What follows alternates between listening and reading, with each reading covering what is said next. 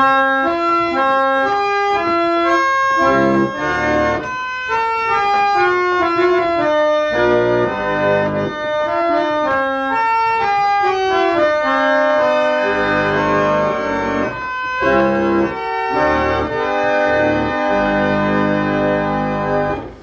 my name is Bill Ohms. Many of you have asked for sound samples on some of these organs to see what the different stops sound like. What we're playing today is a Karn organ, D.W. Karn, made in Canada in 1893, and I restored it 3 years ago. This is a very large organ with a lot of stops. It's got 21 stops. The question is, do they all do something? And the answer is yes, they all do useful things, with the possible exception of one, and you'll have to wait till the end of the video to find which one that is. It's got 5 sets of reeds in the bass plus sub bass. It's got 6 sets of reeds in the treble for a total of 351 reeds. There are 4 sets that go completely across, so I'm going to start with those first.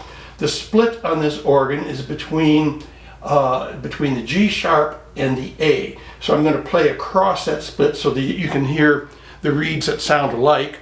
The first is the diapason and principal. That's a standard 8-foot.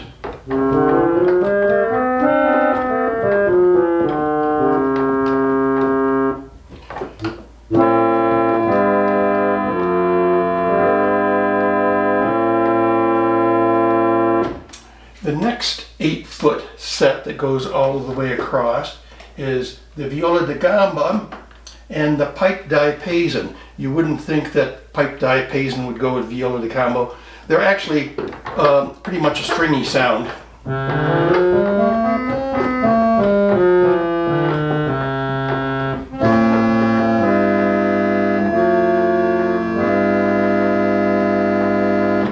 And then we go to the 4-foot, which is a viola and flute.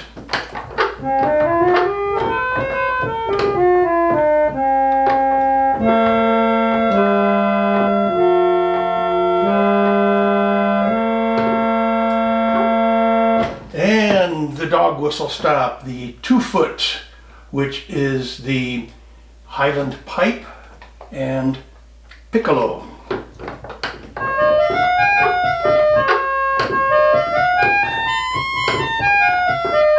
Of course, it gets very high, very shrill, and one of those is a little bit off. The piccolo.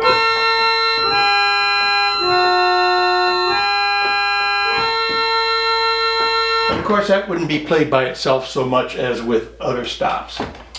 Now, beyond that, we have a couple of stops that are unique just to the bass. The first one is the harp aeolian, which actually combines the Highland pipe with a second set of reeds that are slightly detuned to give a very nice effect.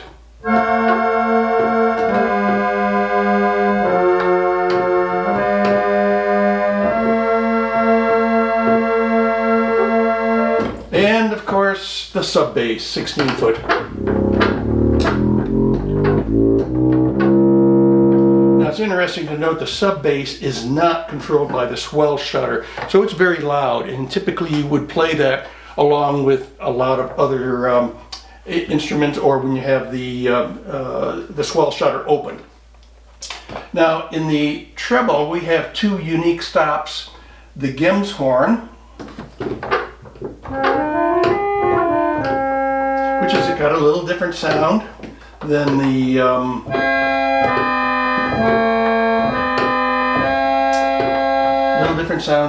principal, and we also have the violoncello, which is a 16-foot stop. Sounds an octave lower, of course.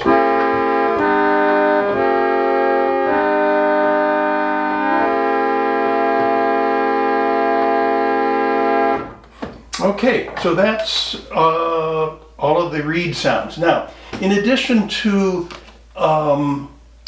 those, we have some that are muted, which is a half-open shutter. For example, we have the diapason in the bass, and we have the piano, which is a quieter, half-open, and have the same thing. We have the principal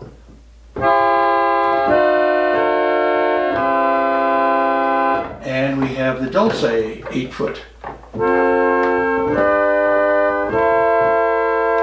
is a quieter stop. So we have two quieter stops and we also have the cremona, which is the violoncello, quieter. Those half-open stops are adjustable by adjusting the connecting wires, and you can get them to sound a little bit flat, which gives a Celeste effect, and that's what they're intended for, not only for quiet sounds but also for Celeste effects.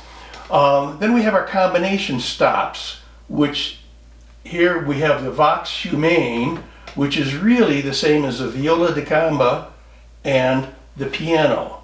So whether I just have those two stops or just that one, it's the same sound. So it's a shortcut to pull those two out, and it has a little bit of a Celeste effect because the piano is slightly flat.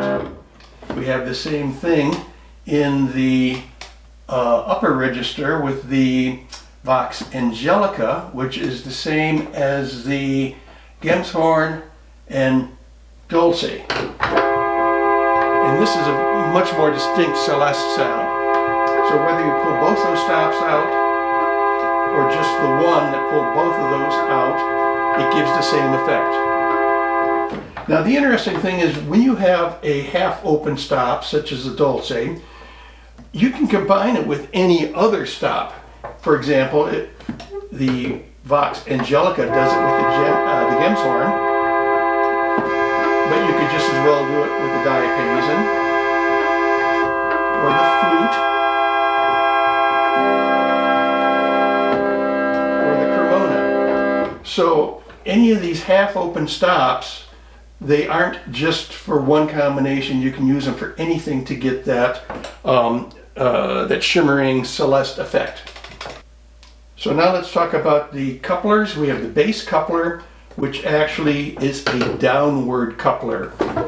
So when we play that note, it couples down. You can see the notes moving there. And the treble coupler couples up. What's nice on this instrument is with the treble coupler coupling down, you can add the sub bass, and when you're playing in the middle here, you always tend to pick up one of the sub bass notes, which is kind of nice. And then you have the vox humana. It's called vox jubilante on this organ. That must be a Canadian thing. That's basically your tremolo. Vox humana. It mostly affects those reeds that are in the back on the treble. And on this organ, the reeds that are in the back are the pipe diapason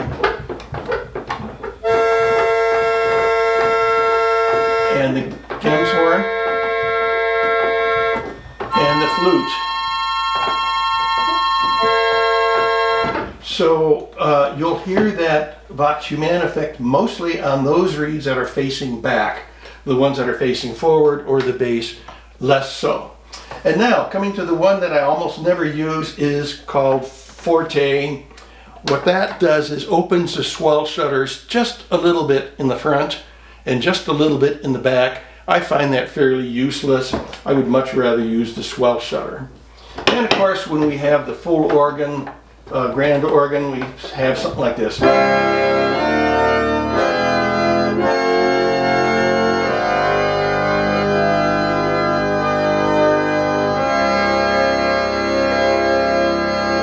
And there you have it, the demonstration of the stops on the Karn organ.